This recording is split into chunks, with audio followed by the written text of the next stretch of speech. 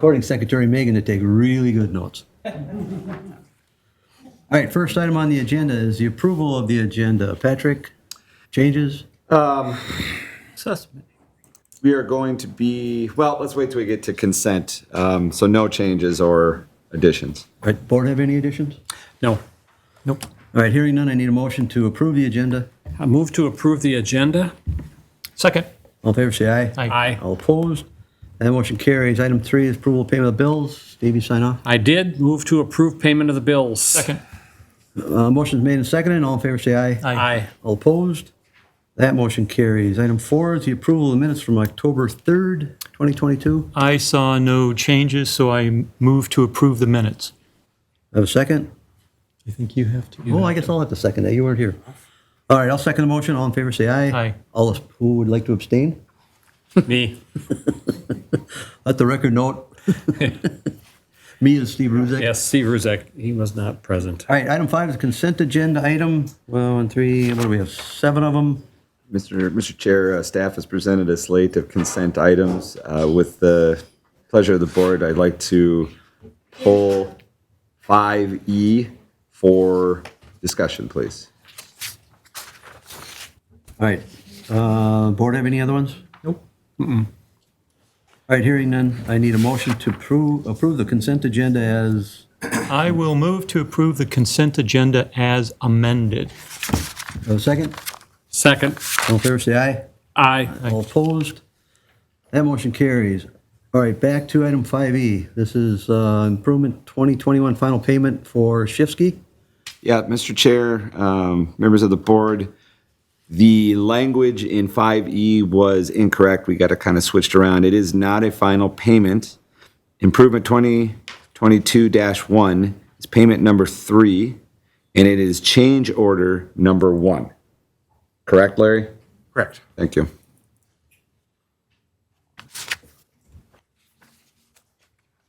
I would have preferred that was the final payment.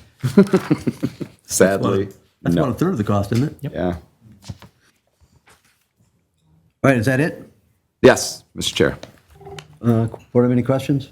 Nope. Then I need a motion to approve as amended. I will move to approve item 5E, improvement 2022-1, partial payment,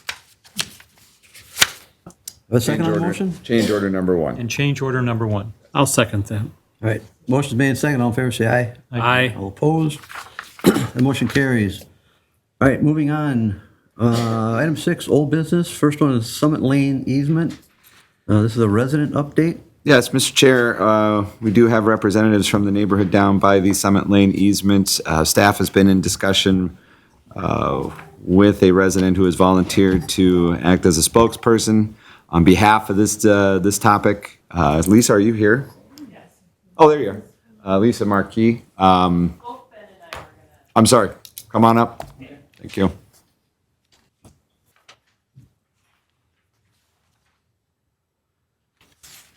Yeah, we just need both your names and addresses for the record. Lisa Marquis, 4166 Forest Court. And Darren Krupowitz, and that's spelled KRUPOWICZ, and that's 4148 Summit Lane. The company that I work for is, I'm the owner of the company, and it's a dock business. And I was approached by some of the residents in the area to see what it would cost to extend the dock.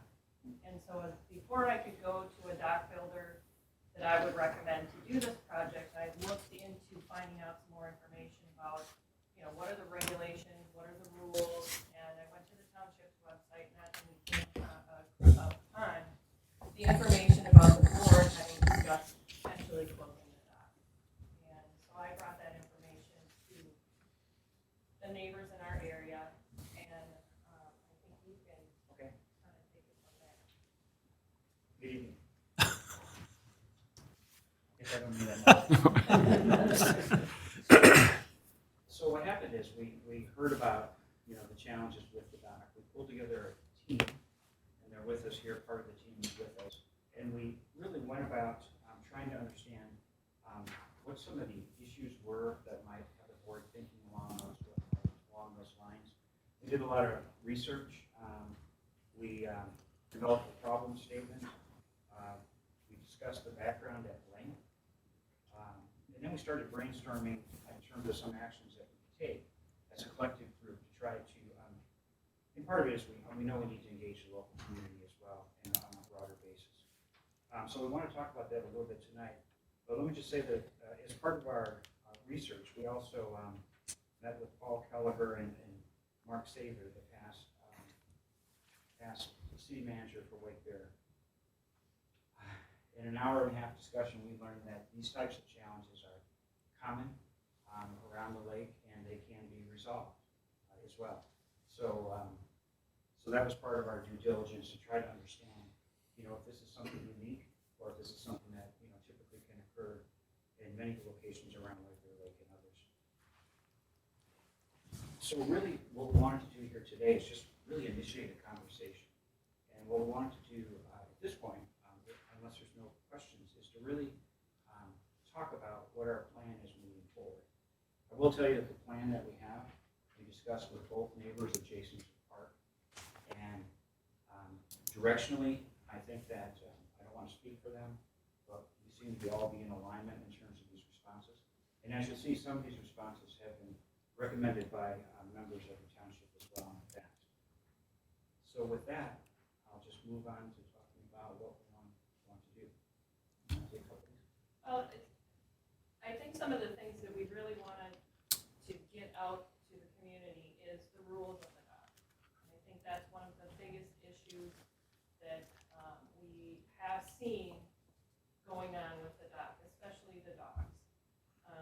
So one of the things we wanted to do is perhaps get some enhanced signage, communicate to the community through, whatever means, a newsletter, a flyer, what have you, on what the rules and regulations are. Our understanding of that. I mean, when we went out putting some flyers out, I spoke to a gentleman who, when he first moved here, didn't know you couldn't bring your dog down.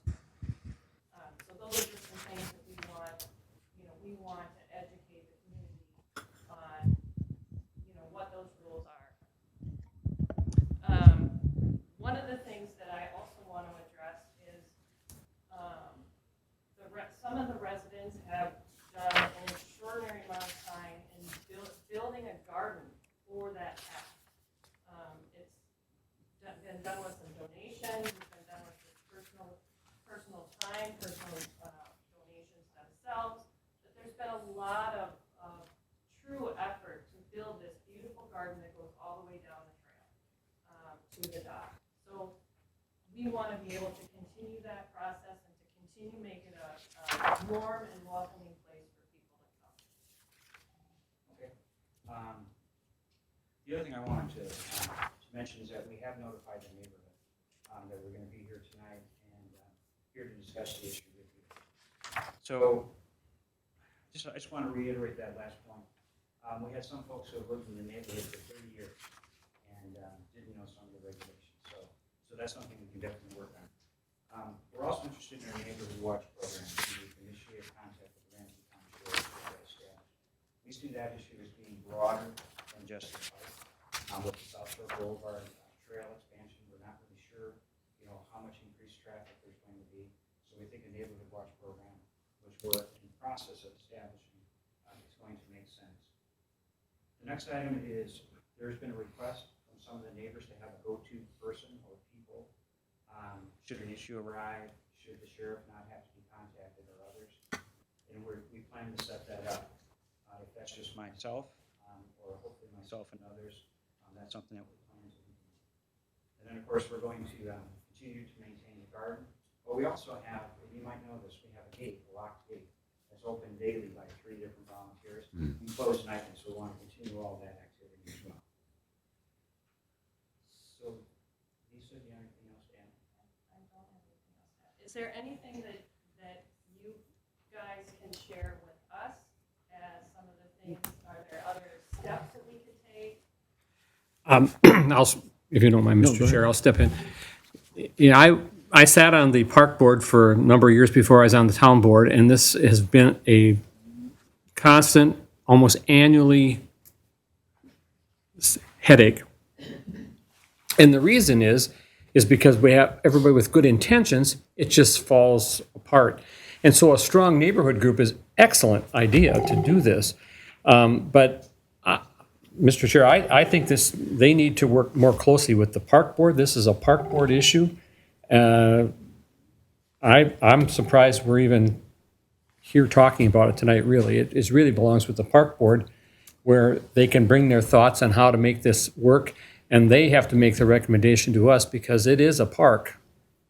And to exclude that volunteer neighbor, our community group, is not probably the right position. So I don't have anything really to add, other than I think you could work closely with the park board to get things enacted that will benefit and keep it functional. It's just, pictures from neighbors of people doing on their neighboring docks, things that should be on this dock. And it's like, why do we have to put up with the headache if we're going to fight with each other? That's not what neighbors are supposed to be doing. So, and I agree, it's got a beautiful little pathway, and it's locked. We do know that. And I appreciate the volunteers, one of which is not with us anymore, who did it for a number of years religiously. So if you can make it work, I'm all for it. I'll just leave it at that. And we're happy to work with the board. Because I think they got a good place to start. Yeah. Just as an FYI and a couple things, I asked them to appear in front of the board this evening based upon the last discussion that we had was at the executive committee about 2.5 years ago. I think it was. At that board or that executive meeting, the township attorney advised the neighborhood residents that the potential was there to close that amenity, but it was just one of the options that was given to us from a legal standpoint. It wasn't anything that we really pursued since then. And then the other thing that I would ask is that the Neighborhood Watch program, are you guys working with Randy Gustafson? Is that your contact? Good. That was a recommendation from the Public Safety Commission. So terrific. I think that's great. Yep. If they can pull it together, because it does take neighbors working with neighbors to make that work.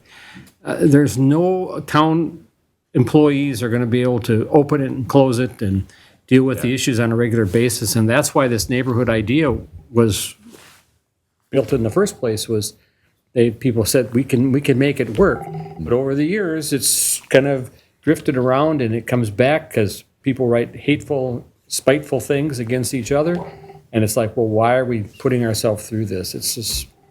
And then there was the low level of the lake. The dock wasn't able to. Exacerbated things. Yeah, it had a lot of issues, but I applaud you.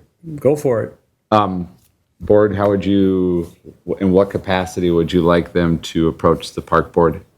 Just get a time on the agenda, kind of go through the same. I would suggest that as a liaison to the park board, bullet pointing out the things that you think that your group can accomplish, and anything that you want the park board to assist with.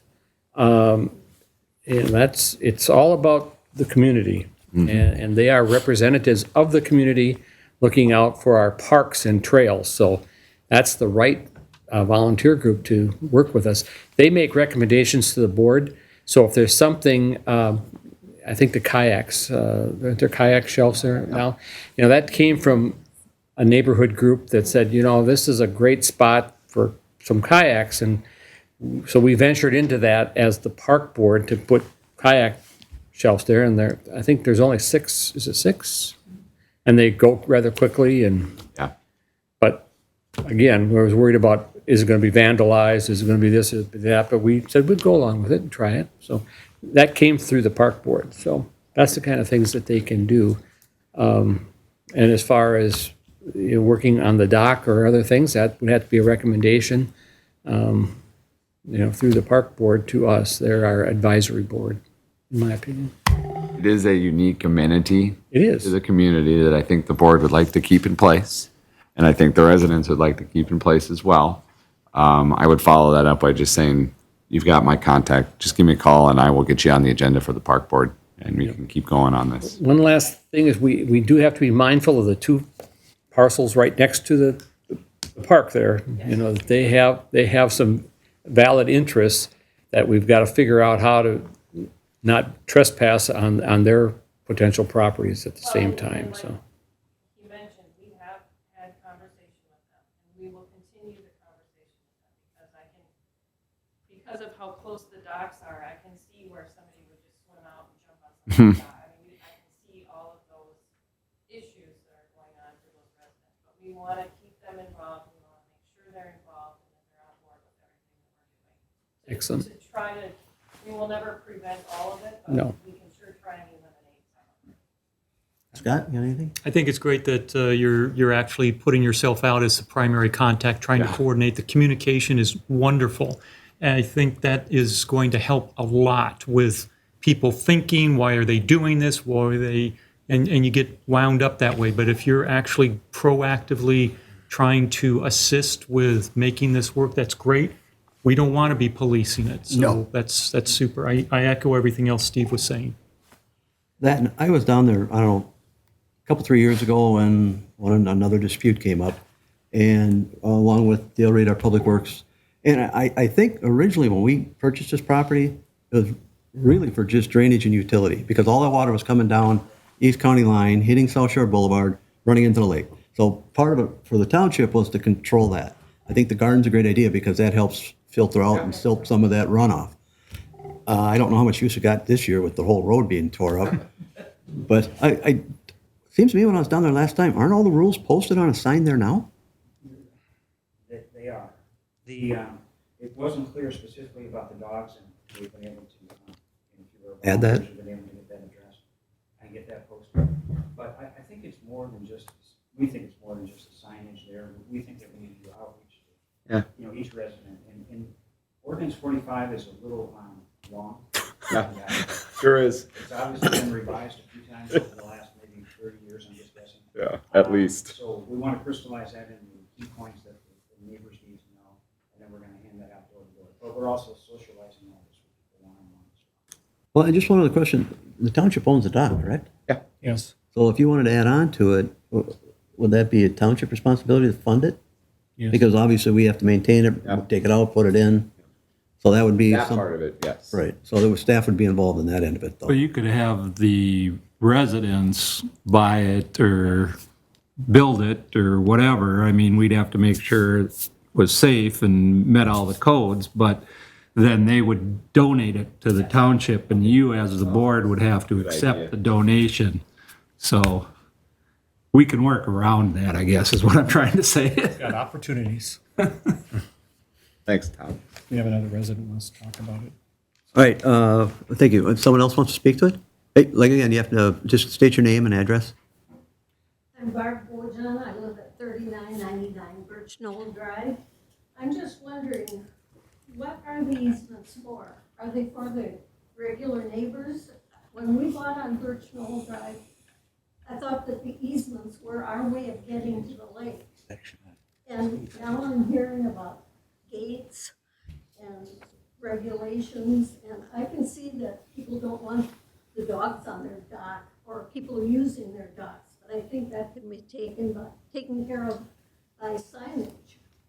And I'm just wondering, what is the purpose of the easement? Well, our public Chair, parts if I may. are public. Yeah, go ahead, Chad. It's not an easement. It's actual fee title in the name of the township. Could you speak louder, please? Sure, no problem. It's not an easement. The township actually owns that 16 feet. So it's not an easement? No, it's owned by the township.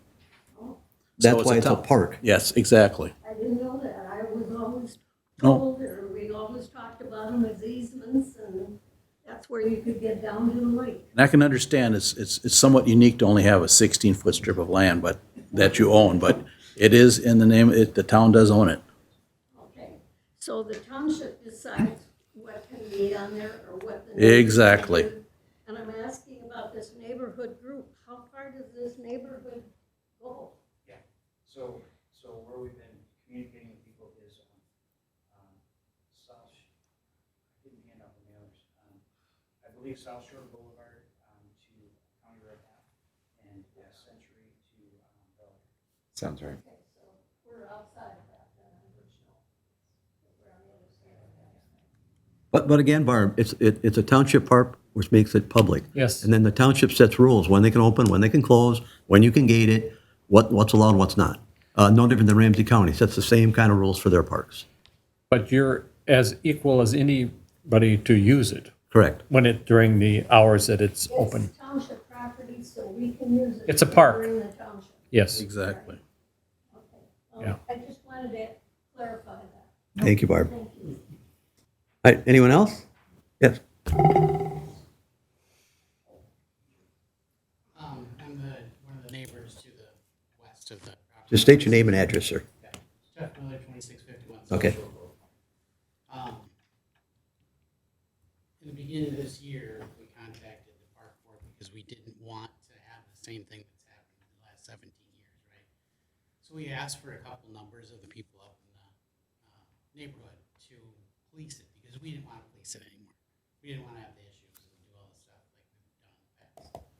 So I think a couple of neighbors got together and started to do some of that.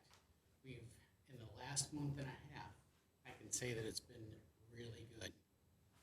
Ever than before, of 17 years that I've lived there, this is the first time that I've seen that there's actually been a positive reaction to the whole thing.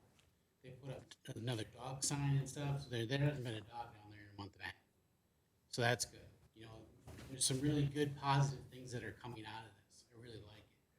But I have also seen this in the past where all of a sudden, 10 of them get together and then it falls apart after a couple of years because people move away or do other things. So I don't know how that can be glued together, is what I'm trying to say with that.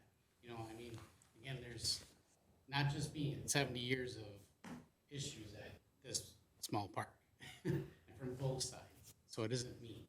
But I would like to say that the two people that have been opening and closing have done an excellent job. They've actually gone down and seen people with their dogs. They would go down and say, hey, please don't do that. Next time they probably won't do it. So it's been working out really well. So that's all I wanted to really say is just say that I think we're on a good path. But I think that we need to, make sure that it's kind of a concrete thing that people do and keep it going. So that's all I really have to say. Appreciate it, sir. Thank you. Appreciate it. Thanks, Jeff. All right, anyone else? Yep.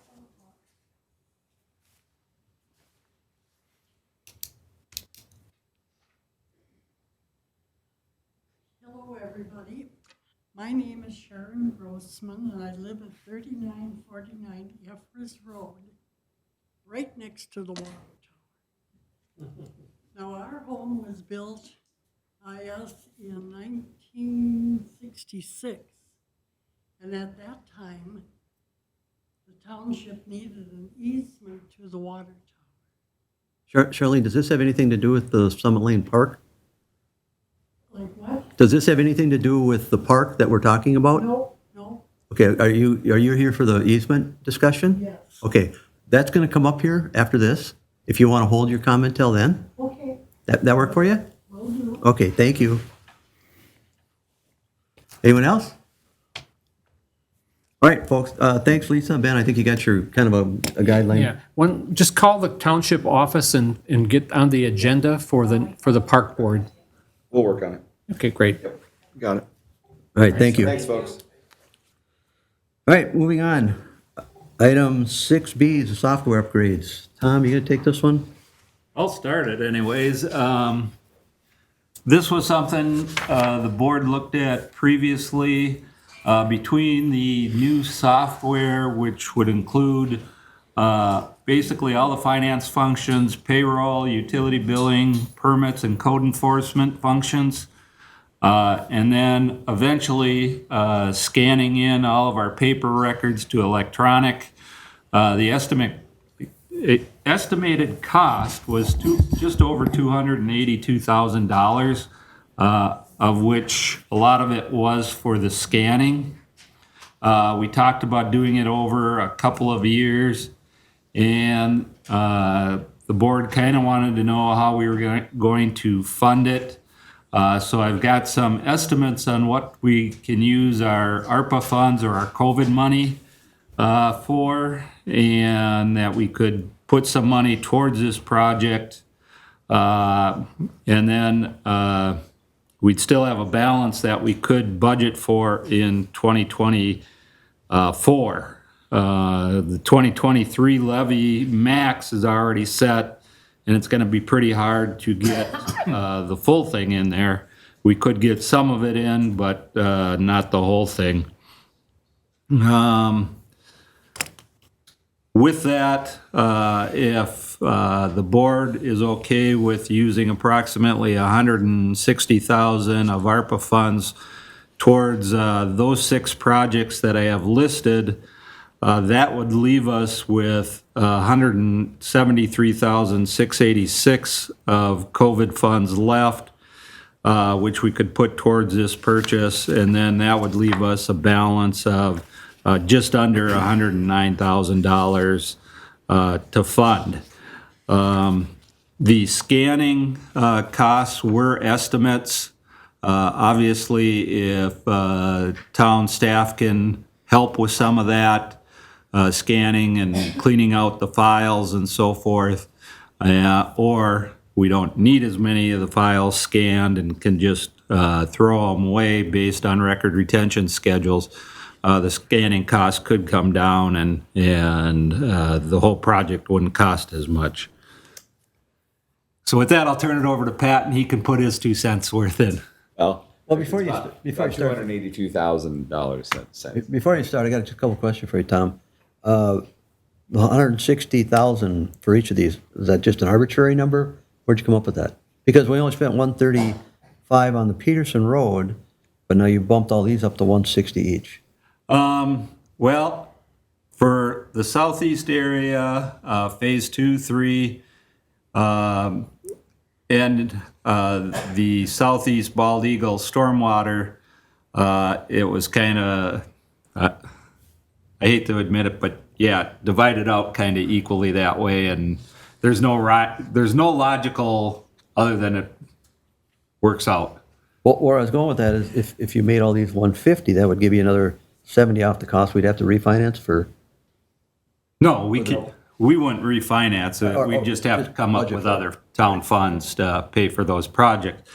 As it currently stands, the South Shore Boulevard water improvements and County Road F water improvements, those right now we don't have any funding in place for them other than the water operating fund, which is where we have our ARPA funds because they can be used for water improvements. So So how are we using ARPA funds for the software? I'm still lost there.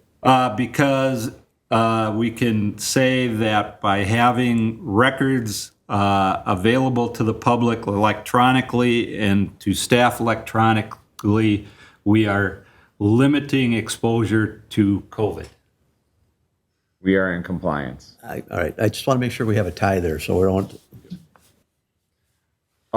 Mr. Chair, the board deferred this to this evening's discussion, so Mr. Ruzick could be in attendance as well as staff working out numbers to make this work as best we could. I would also add to your deliberations on this that training associated with this new software, we have a timing component based upon the imminent retirement of our longtime deputy clerk that we would like to cross over with the new incoming employee with her training under this new software. And that is coming up in June of this next year. I think we can get an ample amount of training with that employee and the incoming new employee and not have to buy the whole thing up front. I think we can still split it across 2 budget years and still be able to get in a large percentage of that training with our new staff member. Doesn't the ARPA funding have to be spent by 2024? End of 2024. However, there's a caveat. You can sign on with a vendor to do the project, expense it out, and you wouldn't have to spend it till whenever. As long as it's agreed to in 2024, right? Yeah, as long as you've got a signed contract by 2024, I think you have until 2026 to actually spend the money. How about that? All right, Steve, question? Well, I'm glad you waited till I was here because, I see it as a huge value in time and expenses in the long run for the township to stay current on technology. Paper boxes of records is dangerous in the long term, where this gives us an opportunity to go across all of our areas of finance, payroll, utility billings, et cetera, plus meeting our day-to-day needs of citizens and getting access to a lot more material quickly at less cost. So I'd like to see it go forward. I like the idea over 2 years, if we can. And if we can, as you said, lower it to 150, that gives a little less to have to deal Well, with. that's what I was just, if that's an arbitrary number, we could play with that number a little bit. Yes. Yep. Scott? I agree with everything Steve was saying. My concern was it was a lot of money. It is a lot of money. If we are able to use some of these funds that I did not think we were going to be able to, then that makes it easier to fit into the next couple budget cycles. So I'm fine with it. I agree with everything Steve said about the moving into the 21st century. So for discussion of tonight, we're just going to take this back to the exec meeting and run the numbers one more time, and Sure. Tom, we could do that, right? Yeah. which is, Yeah, we can run the numbers and bring it up at the exec meeting. which is this Friday? Next Friday. Next Next Friday. Friday? A week from Friday. I think. Is this going to impact your training plans? We hold it off for another. Please. Okay. Yeah.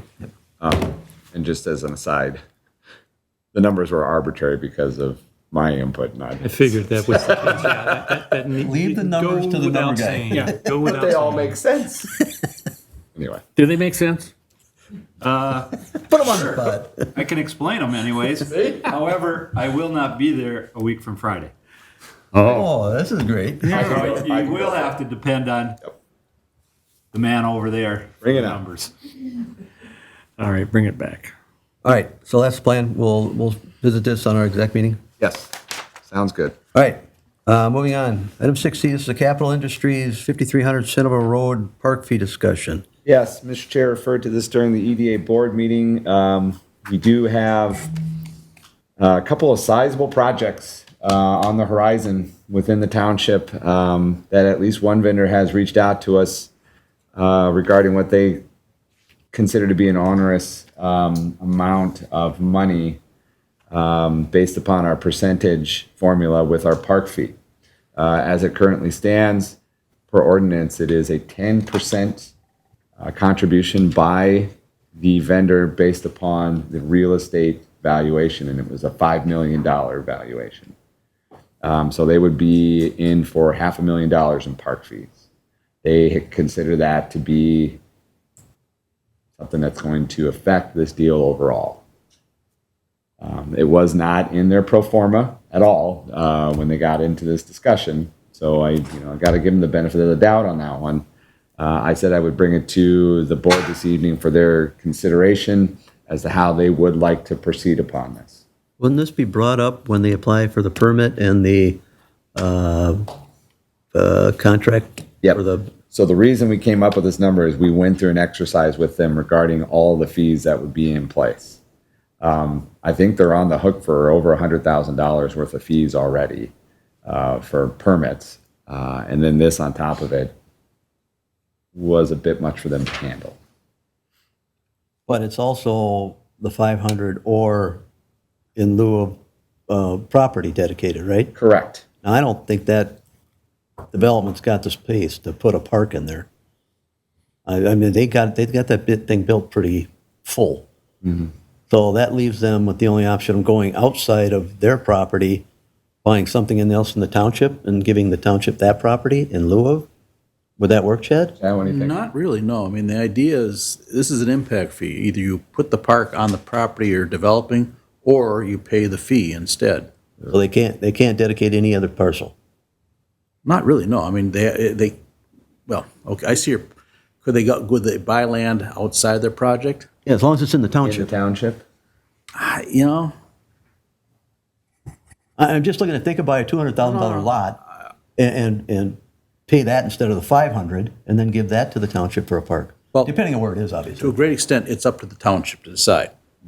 But normally, it's not done that way. But yeah, you could, if the township feels that's in the best interest of the township to have them buy land and donate it to the township, sure, they could do it.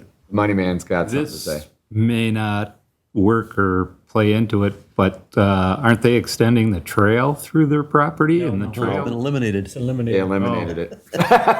So if they put the park back, that means the trail comes back. That means their whole plan is Yeah. basketed and they got to start over. Let's start over. Yep.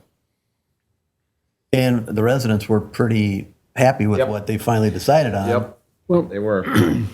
if they're, Nice try, Tom. yeah, if they cannot stomach the $500,000, what are they proposing?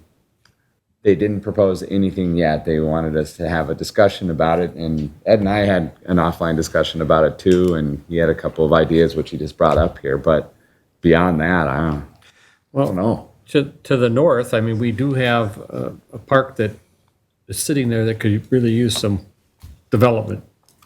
That's, I think, where we're talking about. Yep. The north end of Peterson Road Yeah. there. Yes. But again, you know, I'd like to hear what they have as a counter to what it says in our ordinance of 10%. Personally, I think we're negotiating with ourselves, and I don't want to be doing that. And not only that, they're not going to get off the hook for anything. Obviously, if they had to buy the Garley Park property, that could be $300,000 or somewhere in that range. So 5 versus 3, is that still a deal breaker for them? Is it a non-issue now? Does this just go away if they can't put it on the property?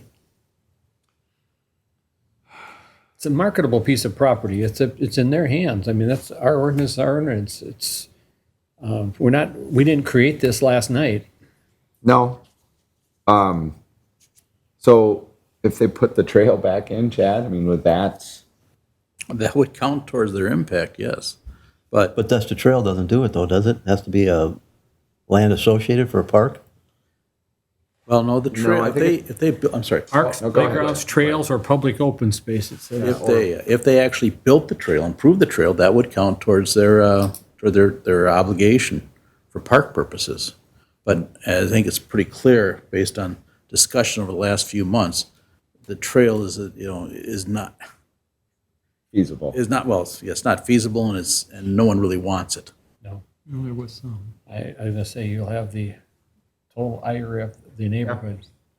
And to be honest with you, the whole idea of this, is to create an improvement that people will use, and to force them to put a trail in that no one's going to use kind of defeats the whole purpose of this. Was the reason we eliminated the trail. Exactly. You know, I would put out there for them to consider, and I know, and Ed, your comment that the development is packed in there pretty tight as it is, and there might not be any surplus land to develop as a park, but I think we should give them a try. I mean, maybe they alter the design of one of their buildings in order to fit in something, some kind of alternative along those lines. But I think Scott said it. I mean, what's the developer have in mind to counter this? I don't think or maybe it was Steve, sorry. Same difference. It's, I think being let off the hook from this completely is unreasonable. We can't do that. Yeah, but let them come to a counter with us as to what they have in mind. But I still think that there's portions of that property that could be developed into a small park. Would that be acceptable? Sure it would be. Okay. I think the reason this jumped out is because most of our parcels that are developed aren't that kind of money. Yeah, When you're right. these developments they're maybe $1 million.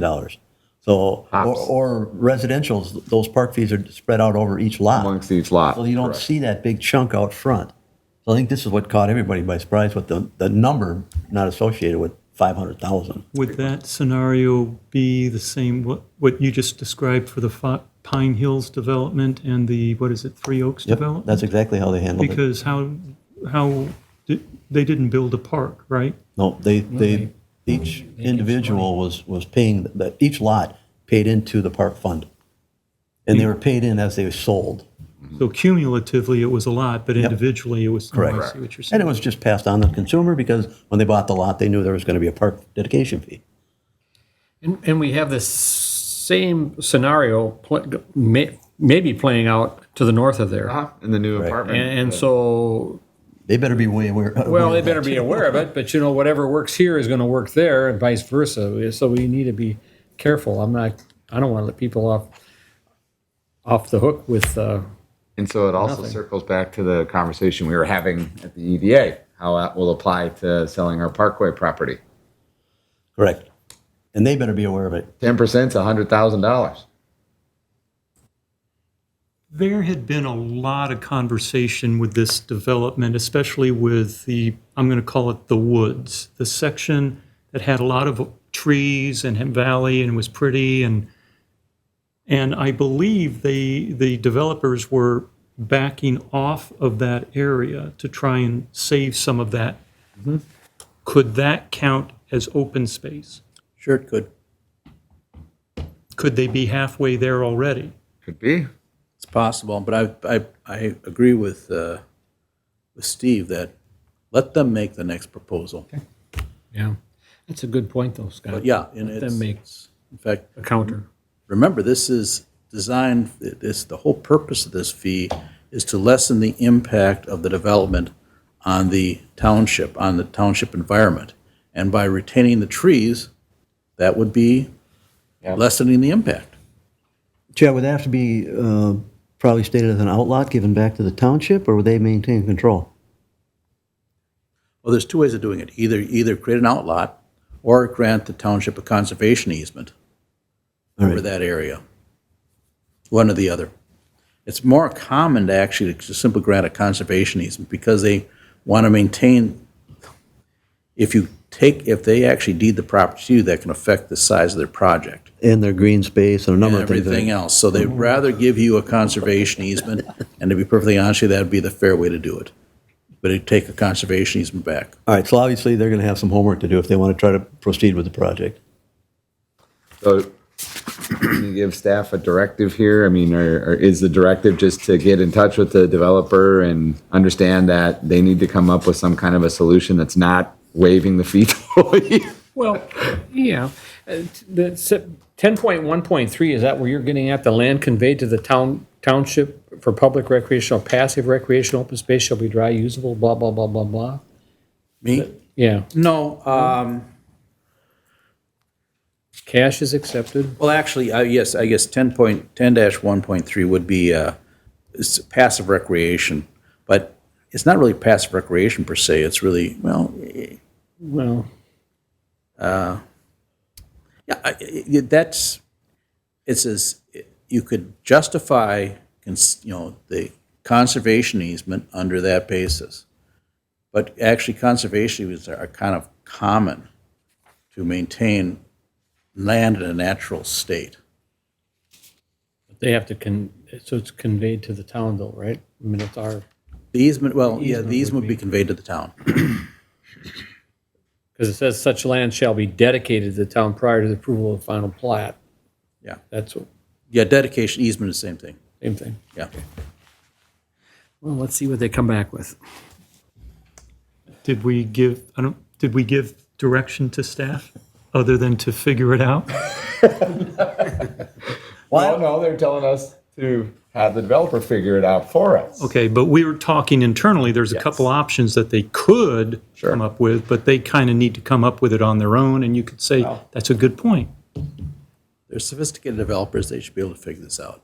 They've mentioned that a few times. Yes. I mean, realistically, they have been pretty decent to deal with. Yes. So, Yes. but I agree. this is now in their court to come back with a counter, in my opinion. And I understand, the county making two turn lanes, that's 600,000. Now this is a 500,000. I mean, they got 1.1 and they're not even digging dirt yet, so I get it. So this may basically kill the project, but if that's the case, it's going to kill every project. if they're not aware of it. So I guess, Chad, what I would ask, I mean, the nuclear option, by ordinance, it's a fee established by vote from the board. Could the board choose to waive it or adjust it to a different percentage based upon need? I don't know. We'd have to change the ordinance. This whole area is Can amend somewhat, it. this whole area is somewhat in flux. And to a great extent, well, there has to be a justification of why a fee should be charged. Not a total justification. It's not completely on the township's. Township's not obligated to justify why it wants the fee, but I think what Scott suggests is a really good idea because it satisfies a lot of, it satisfies a lot of interests. It satisfies the interests of the neighborhood. It satisfies, let's face it, the more trees you have, the better off you are. So it satisfies, overall, it's actually, if you want my recommendation, I think let's just cut right to the chase and tell them, consider granting the township a conservation easement. Sure. This, and deal with it that way. And then you could value the conservation easement based on the actual fair market value of the property, because easements, legally, it's considered to be a complete taking in terms of value. Well, but then it's still their property, though? Still their property, but it's under the control of the township. They couldn't do anything to it. They can't touch it, no. We'd have to draft a proper easement, but yeah, it would be under the control of the township. So does that pass along in perpetuity too, so that, Oh, it's perfect. so that the next owner can't decide to take down all the trees? It's ours it's to deal perpetual. with. Okay. Runs with the land. And does it have to have a minimum square footage or size? It's strictly up to the township to decide. So I think what Chad and I will do is we'll reach out to the developer. We will give them that as input from the board as a suggestion. If they decline, we will ask them, what do you propose then? How's that sound? That makes sense. Because I don't want to start playing with the ordinance. We're going to have developers from 5 years ago going, wait a minute now, we paid our dues, and now you're letting this company skate, so. Some of them didn't. Yeah. All right, you got direction? Okay, we're good. Any other questions or comments? All right, moving on. Item 7A, this is a stormwater pollution prevention program. This is a public hearing. Go for it, Larry. So I need a motion to waive the reading. I'll move to waive the reading that was properly published. Second. All in favor, say aye. Aye. All opposed? That motion carries. Then I need a motion to open up the public hearing. I'll move to open the public hearing. Second. All in favor, say aye. Aye. Aye. All opposed? All right, Larry, now I know we don't have, or are you going to have that up there? He's got that. No, there's not a PowerPoint for this Okay. agenda item. So each year, the town board needs to hold this public hearing, and we talk through some of the accomplishments of the year as a part of our stormwater pollution prevention program. So I'm going to walk through some of the accomplishments and then some of the capital improvements that were done over the course of the year. First of all, in terms of public education, the township links up with the Rice Creek Watershed District and Vadnais Lakes Area Water Management Organization to provide educational materials to the public. Also on Township Day, the University of Minnesota brought their mobile education unit and presented on turf management and irrigation. So those are a couple of accomplishments on public education. Also, the town's utility commission makes recommendations to the board on stormwater issues. The town has also updated their GIS mapping for the storm sewer system. They do that annually. Ordinance 89 outlines the town's stormwater quality guidelines. And then the town's building official monitors and enforces the construction site permit requirements as well. The township performs inspections of 20% of the storm sewer system and they do that annually. They sweep the streets semi-annually. The township has a spring cleanup each year. We maintain our BMP RFPs annually. These include catch basins, sump structures, and rain gardens, and they maintain them annually as well. And then we submit our report to the MPCA each year. Other completed projects including repairing catch basins through spray lining, grouting, replacing rings and rebuilding them. They cleaned pollution control structures twice a year, cleaned culverts, installed catch basin and performed repairs on our street projects, installed a new pond at the end of Peterson Road, added storm sewer on that project, rain garden at Manor Park, and we rehabilitated the Poor Lakes parking lot, the lower system, and improved the stormwater system, as well as South Shore stormwater improvements as well. There's upcoming projects in your CIP, and I'm not going to list all these, but they're in your packet. But there's a number of other stormwater project and initiatives that we're looking at in the CIP over the next few years. At this point, we can open the public hearing and take any public testimony on our stormwater efforts. I always say this at every year, but for residents, it's always important to clean up after yourselves. For your cutting your lawn, it's always good to blow those clippings back onto your lawn. Without doing that, those clippings go into the stormwater system and turn into phosphorus, which creates algae in our lakes and ponds. Sweeping up your chloride or salt, maybe not putting as much salt on the ground if you don't need it.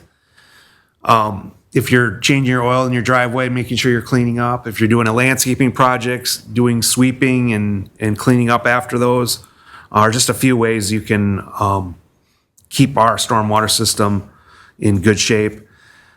Then there's more information on the websites that I mentioned, on the Rice Creek Watershed District and Vadnais Lakes Area Water Management Organization. There's a link on the township website as well. Is there any questions of Larry before we open it up for public? Steve? Well, adopt a drain program. Is that an accomplishment that we could list in here? Because, we were tracking how many, we're asking neighbors to adopt a storm drain for the same reasons you mentioned. Mm-hmm. So should we not list that as one of our? Yeah, I'm not familiar with what we've accomplished in this last year. I think it was just, the final list was just published in the press. Okay. I think it was the. Part of our MS4. Okay, that's what that was. But yeah, that would be an accomplishment. Yep. Going forward, it's worthy cause, so. I don't have any other questions, I guess. Well, and another thing too, I mean, both Belamo and Rice Creek Watershed usually have grant programs for rain gardens. Yeah. So if you want to dress up the end of your driveway where you've got runoff coming between 2 yards, that's a great way of treating it before it gets down to the stormwater. Other than that, if there's no other comments, I need a motion to open this up for public comment. I'll move to open the hearing up for public comment. Second. All in favor, say aye. Aye. All opposed? If anyone here wishes to speak about our really exciting stormwater control, going once, going... No, not Not yet. yet, getting closer. All right, hearing none, I need a motion to close the public portion. I'll move to close the public hearing. Second. All in favor, say aye. Aye. Thanks, Larry. All right, well, wait a minute. Oh, I don't think we're done here. yeah, well, maybe we are. Is that just a presentation? We don't need any, oh, never mind. Nothing formal.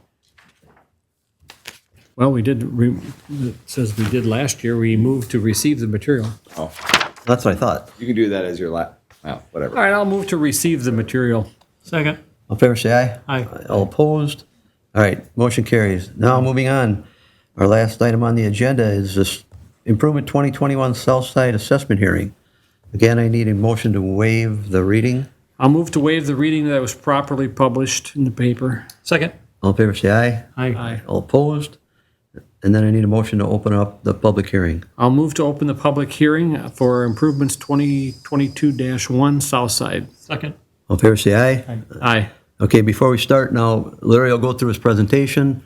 The board will ask of any questions of him, and then we will open it up for public comment. And I'm going to ask that everybody try to stay to like a 3-minute maximum. I think Patrick's got a little counter there, so I know there's a bunch of people here to speak, so. Do we need to advise folks if they're going to? That's a good point. Yeah, we should probably do that before we start it. Yes. I don't know if we do it before we start it. Well, it doesn't- Well, it doesn't we matter, I guess. make sure people understand. Okay, if you intend to appeal your assessment, and you have the right to, one of the requirements is that you file an objection at this meeting, before this meeting or at this meeting. If you do not file that objection, then you've lost your rights to object to appeal the assessment. And this is statutory. So I'm just, if, you know, again, you don't have to appeal your assessment if you don't want to. But if you want to preserve the right, you have to fill out an objection in the back. Do they have to do it like right now or No, before the end of the before meeting? you vote, before the board votes on it. All right, so everybody's aware of that. Is there a paper that they? Forms are in the back, right where you came in and signed in. So was that published anywhere? The requirement? Oh, yeah, it was in the notice. It's in the notice that you received. All right, Larry, you want to review this for us? Sure. Thank you. This is the third and final southeast area project for street improvements. Over the last 3 years, we've been doing street improvements in this area. So this area includes this project. We studied the feasibility study, combined the phase 2 and phase 3 improvements together. And then we also bonded for that together. And then this is our third phase is in blue, Martin Way, Portland Avenue, Birch Lake Drive, and Efris. And so we're here tonight to kind of walk through the final costs and the final projected costs and go through the assessment process. This is a couple, I have a few photos in here just to kind of remind ourselves where we were before the project started. 2018 ratings for the streets were 1.6 out of 5. We still have clay, silty soils with moderate to high frost heave potential. And that frost heave potential had created some water main breaks in this area that we tracked and figured out where we should replace water main. So water main replacement was a part of this project. And then we didn't have concrete curb and gutter, and we had minimal storm sewer in this neighborhood. So I got a few construction photos. They may look familiar to the audience that you've lived through this construction all summer. So the left-hand side is some of the water main work.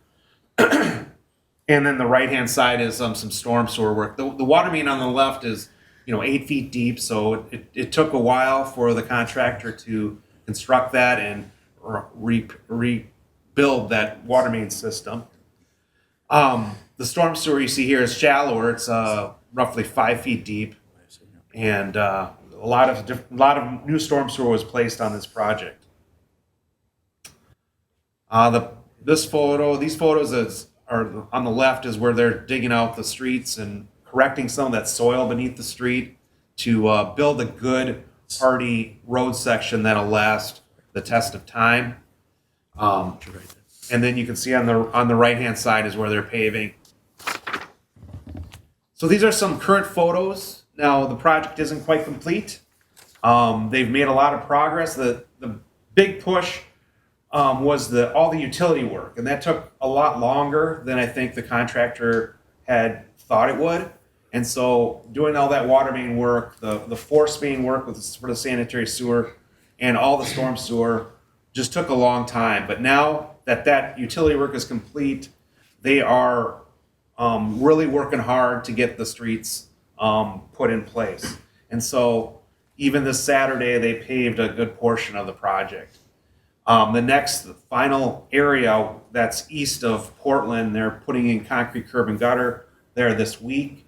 They poured some today and they'll continue to pour tomorrow and Wednesday if they need to. And then next week they're planning to pave the rest of the project. Here's a few more photos. So Birch Knoll is more or less fully complete.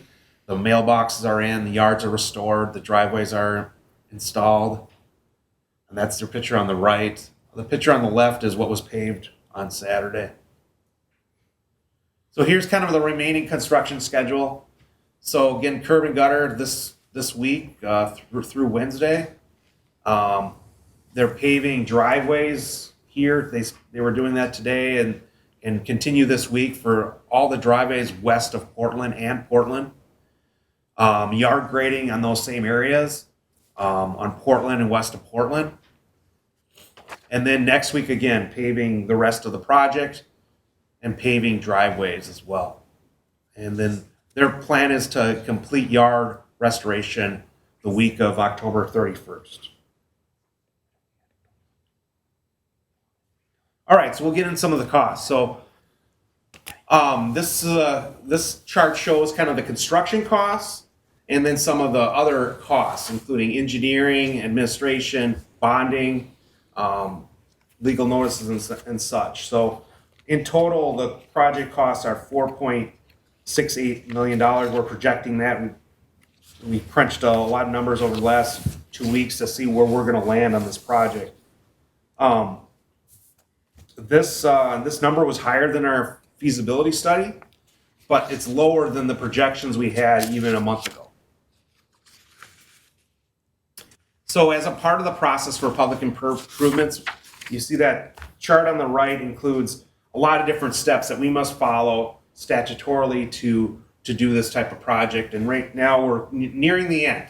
We're at the assessment hearing, and once that assessment is adopted, then it's certified to the county, and then that side of the process is done unless there's appeals. And then obviously the construction work to finish the job. So some assessment details. This is a unit assessment similar to last year and the year before, where every lot is assessed the same rate. It's same unit rate. If you're a corner lot, you're assessed on a half a unit for each improved side. So some of you might have been on last year's project and you're on a corner lot, you're on this year's project. So last year you may have been assessed a half unit for last year's project and a half unit for this year's project.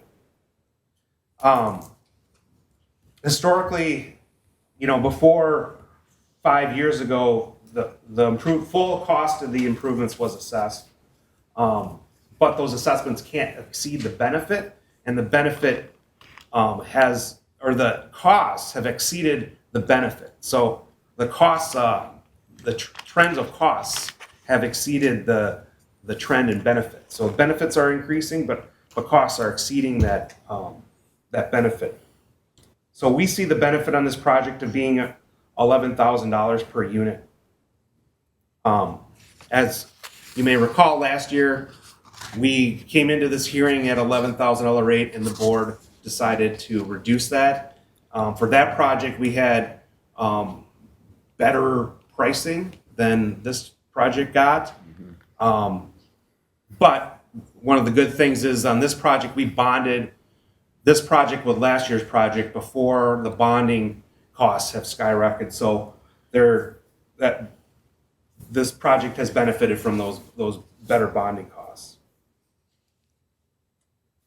So here's the assessment summary of the total project cost of $4.6 million. $2.5 million of that is accessible. Those are the street costs. And there's 99.5 units on this project. So multiplying 99.5 units by 11,000 gives you 1,094,500 in assessments for this project. This type of project is assessed over a 10-year term. So you have the ability to pay down or pay off your assessment. And if you If you don't, the remainder or the full assessment go on your taxes for a period of 10 years.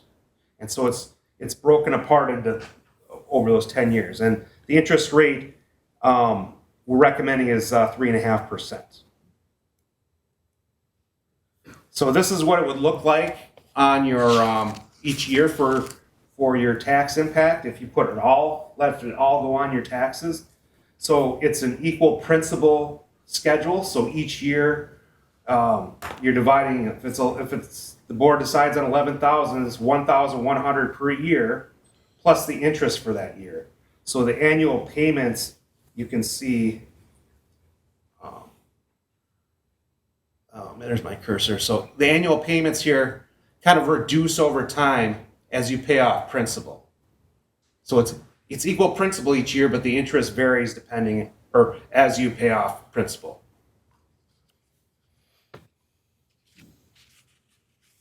So here's a funding table if the board decides to assess at 11,000. So you can see the assessments for the streets are 1,094,500. And then we have other funding sources, including our water utility fund, storm utility fund, sanitary utility fund, and then the rest is made up by township funds or the bonding we did on the project. So tonight we're holding the assessment hearing, and we need to adopt a resolution by the end of this month. So basically tonight. And for this action, a supermajority is needed. So in other words, all three of you need to agree on that amount. That's all I have for you. I can answer any of your questions you might have. Scott? Not yet. Steve? No, I don't really have any. We've been monitoring this thing as it progressed, and yeah, I know costs have went up, so not much you can say about it. Well, only because everybody knows inflation is skyrocketing, so prices of everything have gone up, fuel costs have gone up, and last year it seemed like everybody was hungry, and now this year they're trying to catch up. So it didn't work in our favor on that, but the board realizes that assessments are a heartburn. I mean, we're all township residents. We all get them. I live on Peterson Road. It was one of the hugest assessments I've seen in 25 years in the township. So everybody's got this. Years ago, we used to try to get 100%, like Larry said, 100% of these projects funded by the residents. We just can't do that anymore. It's way too expensive. So the town purposely decided to pick this policy to keep dropping the percentage that we have to disperse among the residents, but then in turn, we got to turn around and bond for money to pay off the balance. So we kind of started to spread out the cost of all these roads across the whole township, but in fact, the people who get the roads take a harder hit than the rest of the township. But we do our best to bring this down so it's at least palatable. Any other questions or comments? No, I just make a comment that, across the township, our roads have been needing work. I mean, no one wants to pay it. I can honestly tell you, I'm not excited when my road comes due either. But, they don't last forever. And if we want to live and have good quality of life, we have to keep our infrastructure going forward. And we passed that down the road too many times. So that's why I'm happy that the board a few years ago made the decision to start fixing our infrastructure. And it is painful. There's no doubt about it. All right, if there are no other comments, I need a motion to open it up for the public comment. Just one second. I'll move to open the public portion of the hearing. Do I have a second? Second. All in favor, say aye. Aye. Aye. All opposed? Now, if you want to speak, it was Charlene. Yeah, just going to come back up. Okay, Give your name and your address. I'm Sharon Grossman. I live right next to the water tower on the end of Reference. When our house was built in 1966, my husband Ken was the constable here. And of course, you're not the same town board that he worked for. But anyway,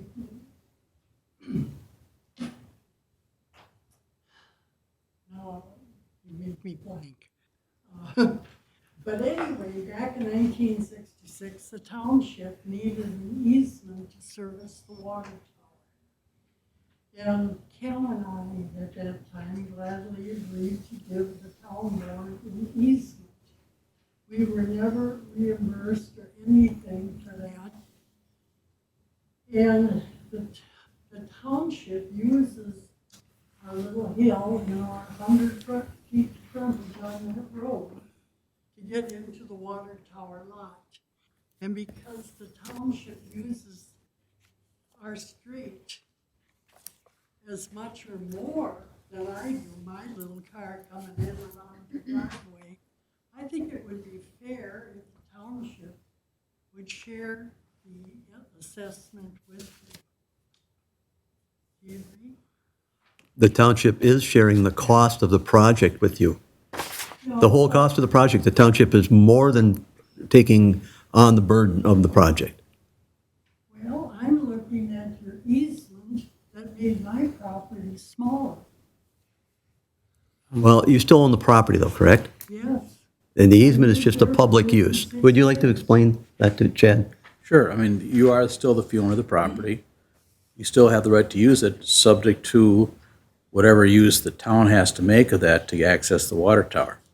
That's the only right the town has, is to access the water tower. It doesn't control your property, doesn't own your property, simply has the right to cross it every so often. That's it. Yeah, but they're up to the water tower lot quite often, using the easement in the street and all of this that's put in. I ask you to consider that. All right, thank you. Mr. Chair, just to mention that lot was part of the 99 and a half units. So they were signed units for that water tower lot. All right, anyone else?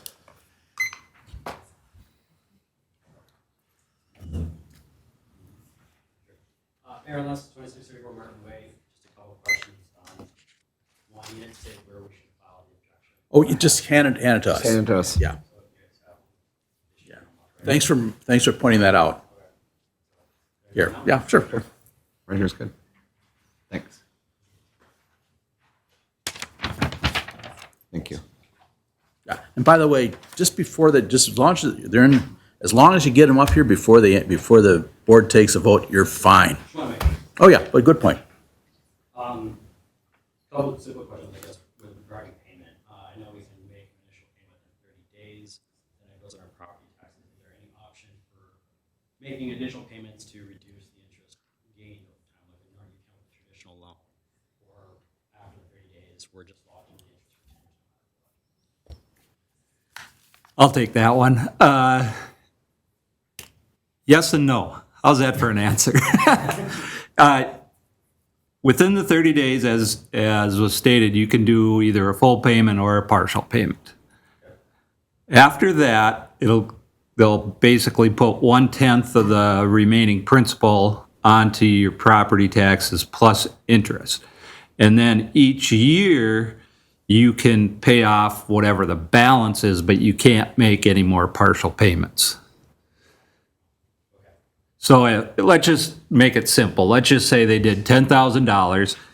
You left it go on your taxes for 5 years, so you'd have a balance of $5,000.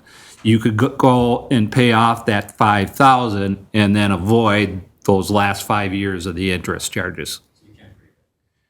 You not. Every year. No, you can't prepay every year or do a partial every year, but you always have the option to pay off the remaining balance.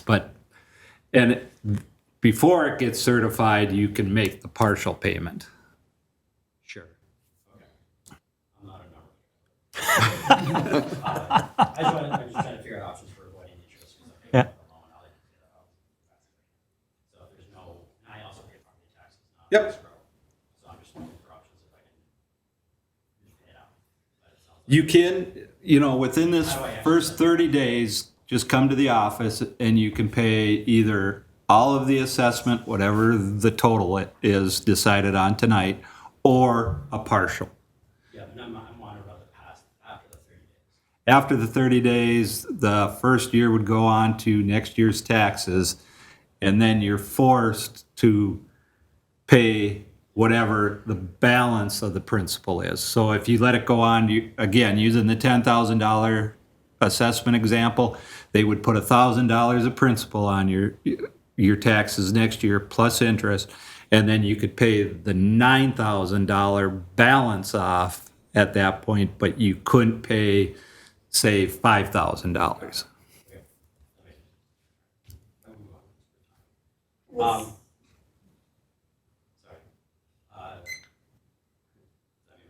Yeah, it's 3 minutes. Well, he did all the talking over there. Yeah, that's true. That's true. What can be done for any work that either was initiated by the township, utility companies, or whoever to ensure that property is returned back to its initial state prior to work? For example, the gas line project came in, they cut pilot holes in driveways, and they just had to slap the patch on. And then the city project comes in and cuts in like 2, 3, 4 feet. I got a brand new driveway within like 5 years. They were gonna leave this patch there that, to me, wasn't equivalent as to what's required. Same with like lawns. I know the grass, I don't know if it was sod or seed, but if you go to the township, a lot of that's dead. I don't know if it's because it was planted too late. I don't know if it's because residents do close maintenance because of apathy or inability.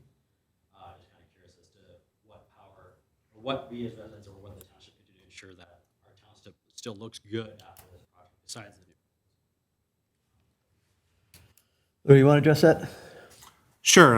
It sounds like you might have a specific item related to potholing your driveway. I got a few But- of mine, but my neighbors as well. Yeah. I do a lot of walking there with my kids, and I see dead sod. Yeah, I think I'd address that with our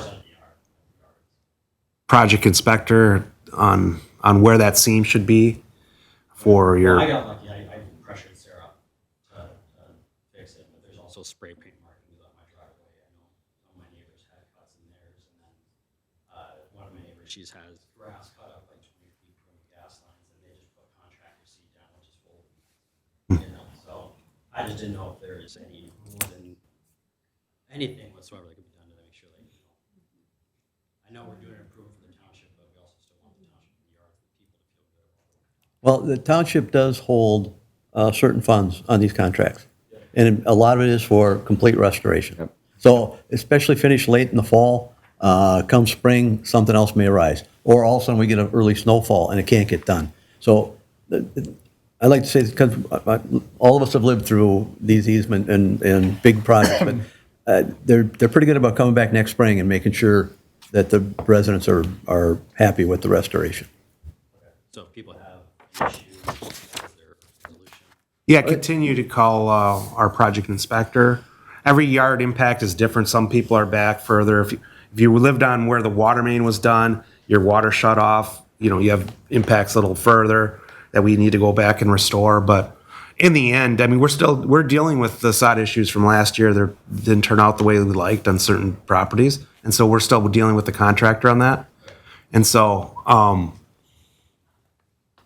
yeah, I mean, the idea is to get the grass growing the way it was. Okay.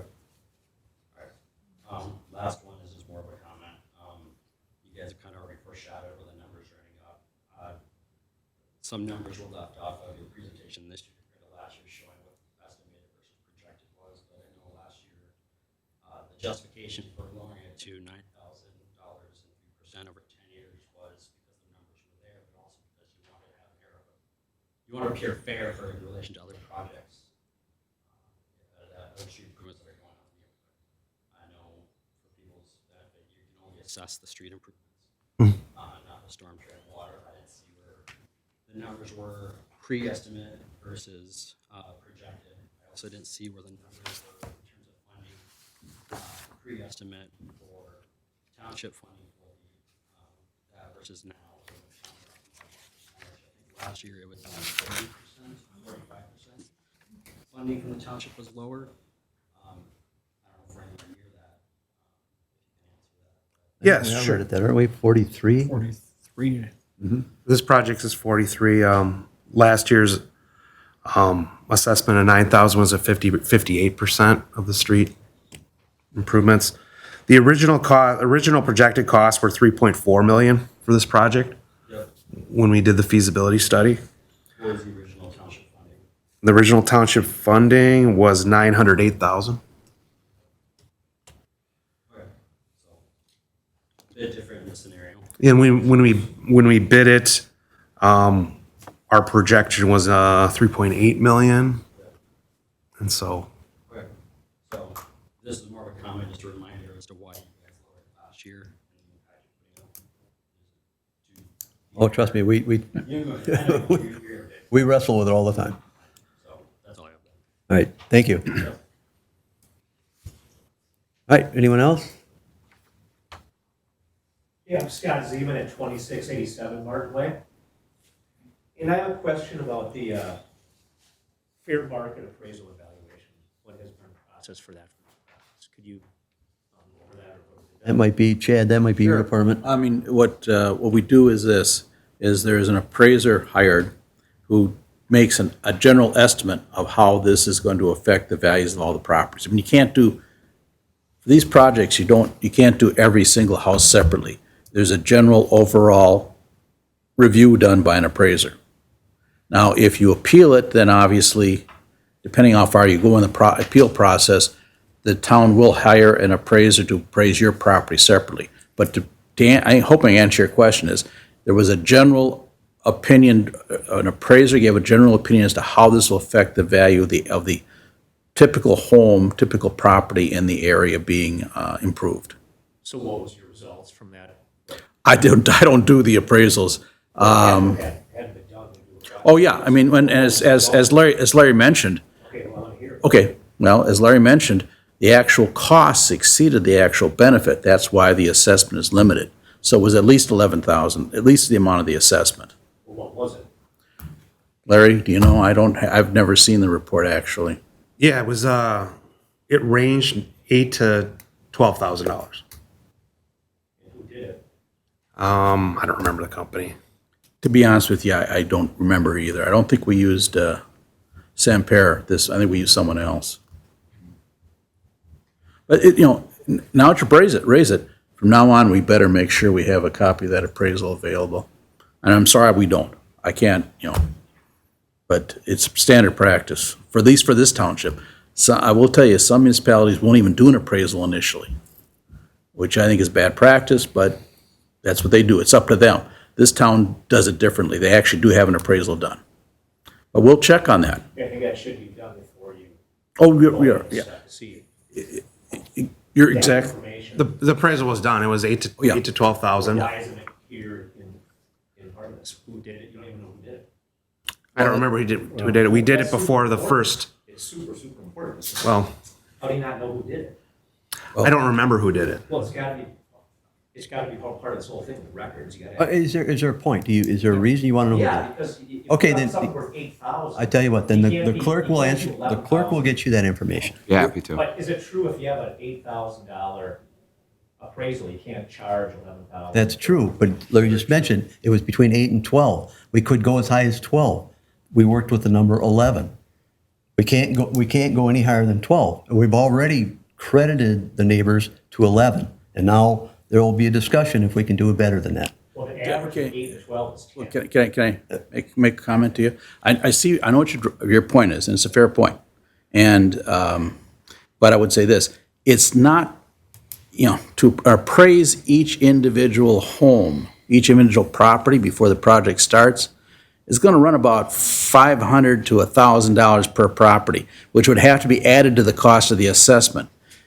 The standard practice is simply have a general appraisal done of all the properties and get an estimate, because it's cost effective. I mean, I understand what your point is. And you're right. You have the right to see the appraisal, and we'll find it for you. Yep, happy to. And you will if you want to dispute this assessment cost, it's your right. No, I don't, does he have to have a private individual appraisal to do that? Well, okay. I don't want to get too deep into the weeds on how this is done, but if you appeal your assessment, as the notice says, you have to file an actual appeal with the town clerk within 30 days of the date of this meeting, assuming an assessment is adopted tonight. You then have 10 days from that date you serve to file that with district court. Now, that means you'll be an actual district court, actual trial.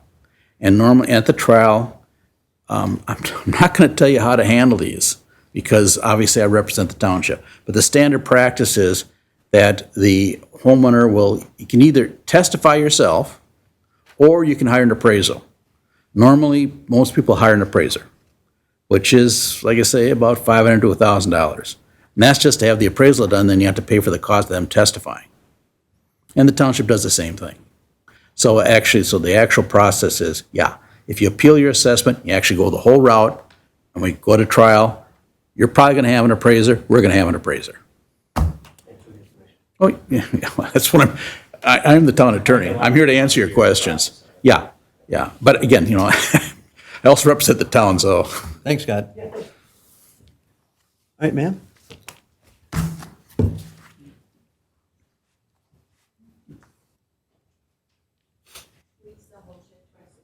Sorry, what was your name? Lisa, Okay. Township 2621 Martin Lane. I guess Aaron kind of, talked about the cost. I guess, 20% change from last year is a lot. And we just got assessed for all the emerald ash trees, that came less than a year ago. So it's a lot. And I guess, Larry, when you were saying that you're still working on restoring last year's. I don't want to go next summer and not have my lawn looking like it should. You look at the ones now, she said her grass got put in November 21st last year. That's just unacceptable. When we started the process May 5th with Excel, then there was a long wait until the sewer, and then a long wait before Shifty started. It's just been going on for 6 months. So I hope maybe you're taking on too many if you can't complete stuff in a more timely manner. That's just for next year, because it's really hard on residents, and we have quite a few elderly residents that didn't come tonight, and they count on us. The communication has been very poor. Oh, I knocked on your door. If I'm not home, I don't know that the water was shut off. I look on the website. Overall, there just has to be better communication. So I hope that you're not still working on my lawn a year from now. I hope that next summer it's looking good. Yeah, well, I will say one thing. Over the last couple of years, we have really struggled with private utilities. They have been not very responsive, especially a couple of them that have been almost very difficult to deal with. And I think the way Larry explained it, that's part of the reason why this was a delay on this project. And also, too, some of it gets more complicated than the others. But trust me, we're well of the fact that we're still residents, too, and we still go through the same thing. And so we still do the battle the same you do. I'm still fighting. 2 years now, I don't have great grass. So I know you don't want to hear that. I'm telling you that it's just, and anybody you talk to, they go, well, we don't really, we're hired for the day, or nobody takes ownership for who you can talk to. When you ask the township communication, you go, well, that's up to Shifty's. It's like, no, they work for me. But have you been dealing with, what was it, Sarah? Yeah, you've been talking with Sarah? It's like, it doesn't help for somebody to put something in my door, or to say, it's raining this morning, we're not working. It's like, we can see that. What are you doing tomorrow and Monday so that I can be in and out? Just all of that. If you're gonna do projects next year, just do better for the next people. That's what I would hope for. Duly noted. Better email updates? Communication overall. Was there an email chain, Larry? Or the website updates? Oh, okay. I'm Howard McNerney. I live at 2699 Martin Way. I've been almost 40 years homeowner there. But I don't want to beat a dead horse too bad here, but the grass issue, like almost half my yard. I'm right on the corner of Randy and Martin Way. And we've got great grass, and I hate to see around my whole neighborhood all the sod that is just completely, it's all weeds. Is there any option that we can delay it and have it planted in the spring next year? That is my main question, because November is pushing it pretty hard. I don't see too many people laying sod in November around, So. Yeah. Turf is always a tough thing. I think the there's a lot of communities that have gone to doing the hydro seed and doing seeding versus sodding. That can be spotty. Some I've things, seen with the seeding, with the burlap stuff that you put over the netting. yeah, Work out good in my area at least. in my opinion, it produces a longer, a better, deeper root system type for turf. But you have to get it. You have to get the seed to germinate and grow, and sometimes in areas it gets spotty, and so we have to come back again. So sod is an alternative, and sod is good, but you sometimes have if you lay it in the heat of the summer, it gets really hard to do.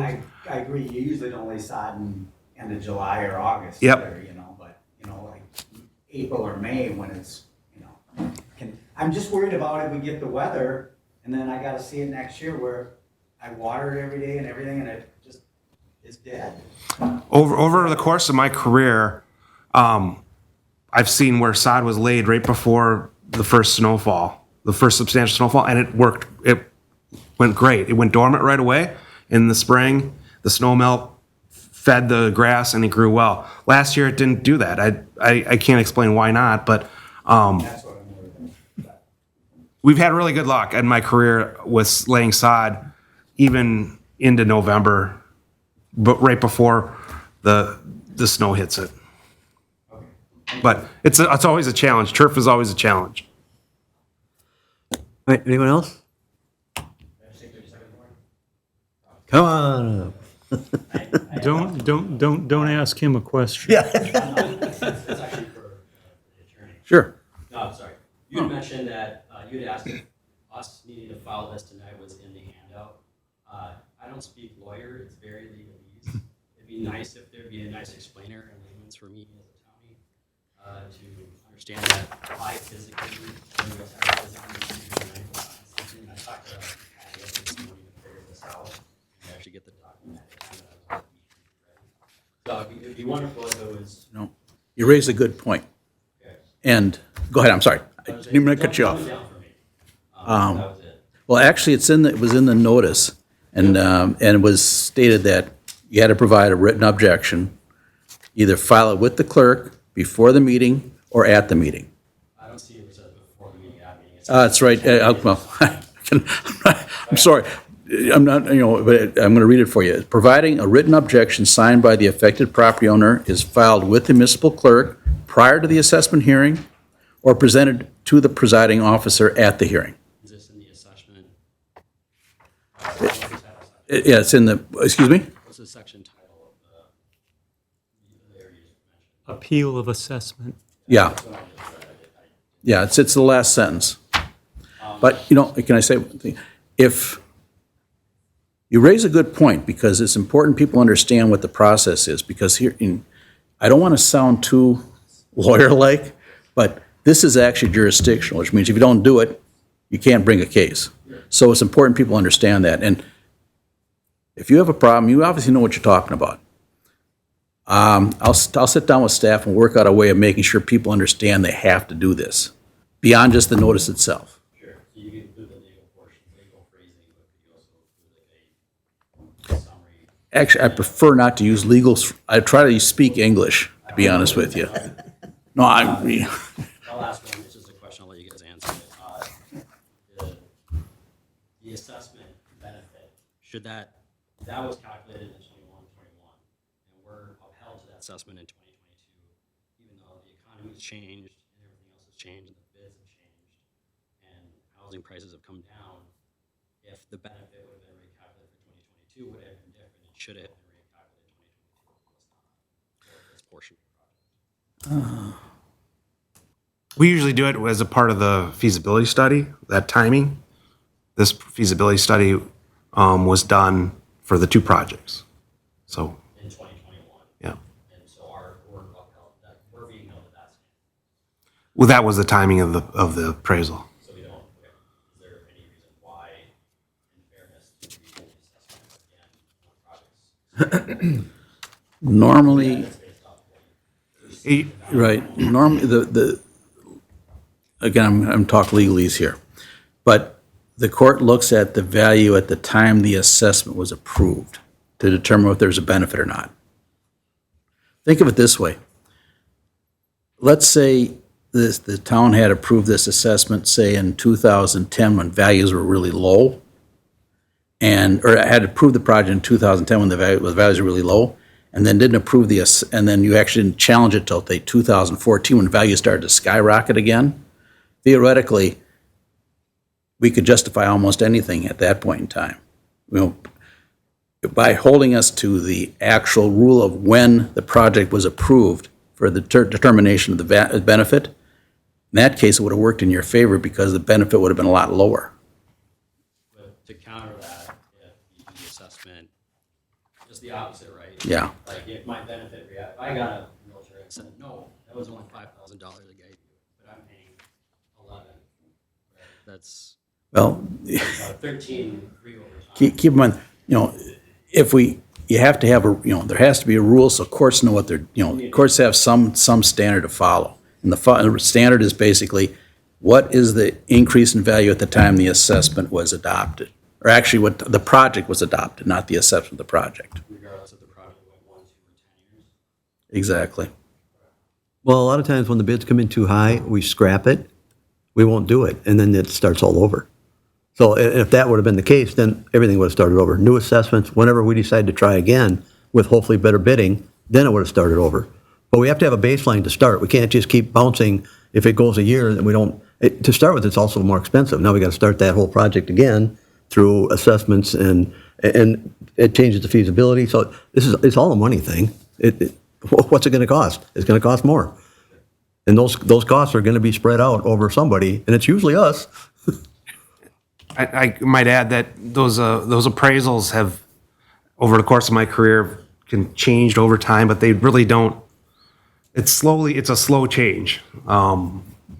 From 20 years ago, it might have been 6,000 to now where it's 11,000, 12,000. So it doesn't just. It's a slow change. It's ratcheted up over time. The benefit I've seen in the appraisals, and I'm not an appraiser, but I've seen that. Well, I mean, again, give you an example. A lot that you could have bought, say in 2012 for, say, $110,000, you're now going to spend about $200,000 for that lot. The town just went, well, since we've already bought it, we just went through that process. We had to buy a lot for the purpose of creating a drainage pond. Last year, we offered to buy it from the landowner for $110,000. What they sold it for? We had to pay $200,000 for it just last Friday because that's what the appraised value was, according to our own appraiser. That's how much properties, a lot's gone up in the White Bear area in a year. Oh yeah, you're right. I've been a real estate attorney for like 43 years. I've seen values go all over the place, so I know exactly what you're talking about. All right, thank you. Anyone else? Yes, sir. Your name and address, sir. Okay, Russ Isbrand, 4036 Birch Knoll Drive. I'm just curious, you indicated that the gap between the actual project cost and what's received in assessments is, I forget what's, $2 million? That will be bonded. Does the township issue muni bonds then to pay for that? And you pay the bond broker a certain fee? And what's this going to cost us in terms of property tax further down the line? Can you answer that one, Tom? I can answer most of that one, yes.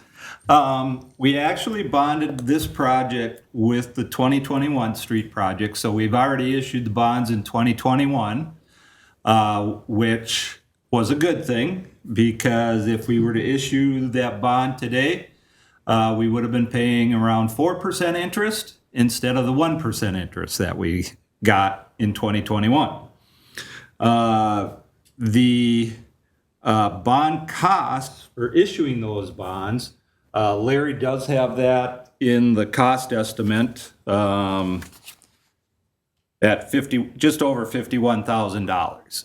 And that's not only the fiscal consultant to issue the bonds, but the bond attorneys, basically everybody that's involved with issuing bonds. So that's already been factored into it. The bonds themselves, when we issue the bonds, we have to basically tell the bondholders how we're going to repay that bond.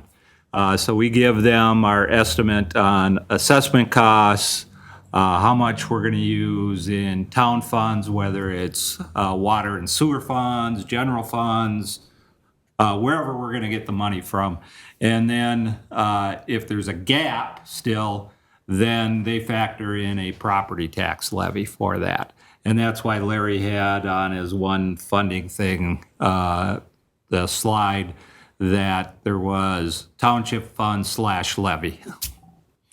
And if there's the levy, then that just goes into the general tax levy that everybody in the township pays.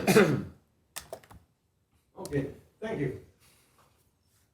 All right, anyone else?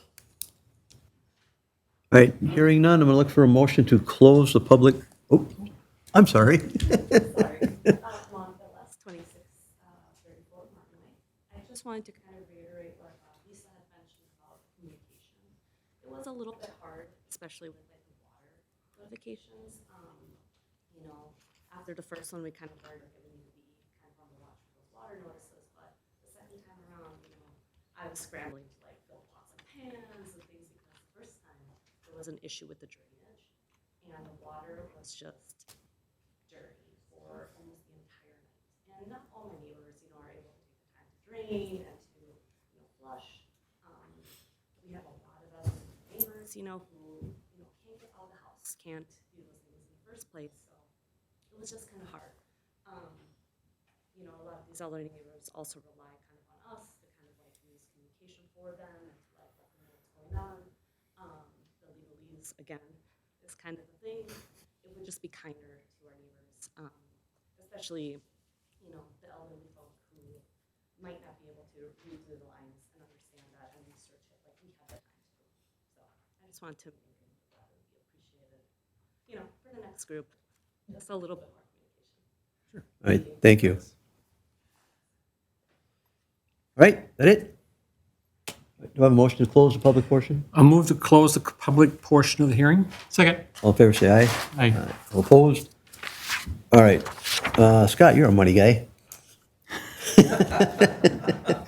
Well, looking at the 43% versus what was last year's, Larry? 50. So we're already showing a decrease in the burden on the residents On a with that. percentage, yes. Right. You think that number works for you? Everything that is not assessed to the homeowners in this specific project go to all the homeowners in the township. Right. Just like the past couple years. The big surprise was, I shouldn't say surprise, because we knew it was coming. We didn't get the great bids that we did the past couple years. They were kind of addictive as to how great they were, but we didn't see that. The fact that, and just to clarify, Larry, you said we went 57% to 43%. That's the amount of the assessments compared to the entire project amount. No, that's the street percentage. Okay. So, sorry, I'm focused just on streets, right? Not water, not anything else, because I know that's kind of separate. But as far as the street assessments go, it went from 57% to 43%. Is that what I heard? So phase one, 58% of the street project at that $9,000 rate. Phase two, 58% at that $9,000 rate of assessment. And today with 11,000, it's 43%. So the township is already carrying a much greater percentage of the entire project, even though the assessments for individual homeowners have gone up. With what is proposed, yeah. With what? with what we're talking about. Yes, you're correct. Okay.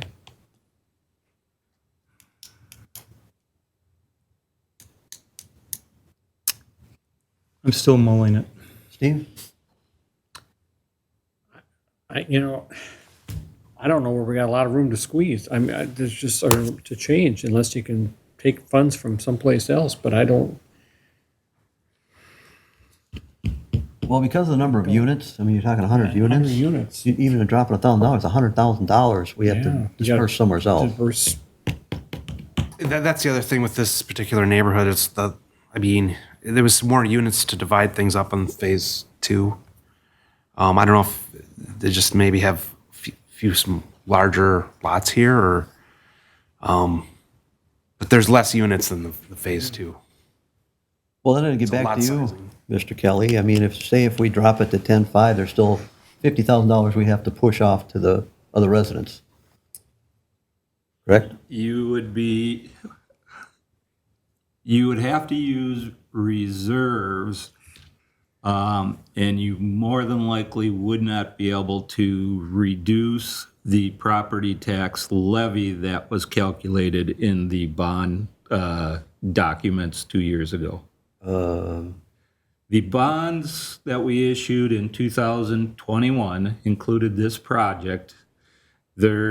As I said, we have to, at that point, state where we're going to get the funds from. So we made assumptions that we'd be assessing for all the projects around $11,000. And so when you reduce the assessments, we're already locked into a maximum amount we can levy for property taxes. And we can lower that, which, if you recall, we've done with our levy in November, December. We've lowered those debt levies in the past, but we wouldn't be able to do that if you lowered these assessments, and we'd be probably using town funds from the capital improvement funds. And this is for the year 2023? The first year of the levy would be in 2023. Okay. Or on the 2023 taxes. Really leaves us no room. So if we're basically locked into the 11,000, what about the interest rate? Can we pull that down? The interest rate you could pull down. Last year's and the year before, I think both of those we levied at 3%. Larry's got this one at 3.5%. The 3% is about 2% over what our bond sale came in at. And according to the town policy, we assess the projects at 2 to 2.5% over whatever our bond rate is. Does that just cover our costs then? It covers our cost. It covers when you issue the bonds, technically the revenue you bring in has to be at 105% of bond costs. And so it covers that 5%. And there's no guidelines that the bonding says about whatever interest we charge? No, not really. Okay, just checking. I mean, I think it's pretty typical for cities to charge 2.5 over whatever they get for a bond rate. You could probably find some that are at 1.5, but I would guess everybody's kind of in that 2% range. Which is still pretty cheap money right now, actually, but doesn't matter. Yeah, like I said, if we were to issue bonds today, because I got an estimate on our 2023 road projects, and our bond people are estimating that one to come in just over 4%. So this may slow down our pavement management program. And that 4%, we're one step below. We're one step below AAA. We have one step below the best rating you can get. And so if you stay to a pattern of assessing at 2% over our bond, you'd be assessing those properties at about 6%. All right, any other questions, Steve? Pat? No. All right, what's the pleasure of the board? Well, I guess I'll make this comment. If we can, there's not much we can do with the assessed amount. I don't think we can, but if we can lower the interest rate a little, it's peanuts, but over time. Yeah. I'm fine with that. So we down 11,000 and at 3% over 10 year? Yeah. A consensus of the board? That's fine. All right, do I have a motion as such? In fact, actually, I think Steve, Yes, I'll make a motion for resolution adopting and confirming the assessments for the improvement of 2022-1 to the sum of $11,000 per unit rate at 3% interest over 10 years. I have a second? Does that cover everything you need, Larry? Yep. Yes, second. All right, motion's made, second, all in favor, say aye. Aye. Aye, all Aye. opposed? Mr. Chair? All right, Can we quick just have the township attorney review the process that the folks that have filed an objection need to go through from this point on? Are we? Okay, now that the assessment has been adopted, within 30 days of tonight, you have to file an appeal. And what you do is this, you actually serve the appeal on Pat or Ed. And that's different than, And that's exactly what this, yes, see, let me go through the process again so we're clear. There's 2 steps to appealing your assessment. First, you filed your objections. You had to do that. Yep. Next step is you have to file an appeal. And what you do, and when I say file an appeal, you first file the appeal with the township. And I think actually we have Patty can accept it too. So it's not like you have to hand it to Pat or to Ed. You can hand it to Patty. Front desk staff. Yeah, front desk staff, yeah. So don't worry, if you do that, we're not gonna raise an objection. But then the next step is, after you file that with the township, you then have to go down to district court and file that with district court within 10 days. After dropping it. After dropping it off with the township.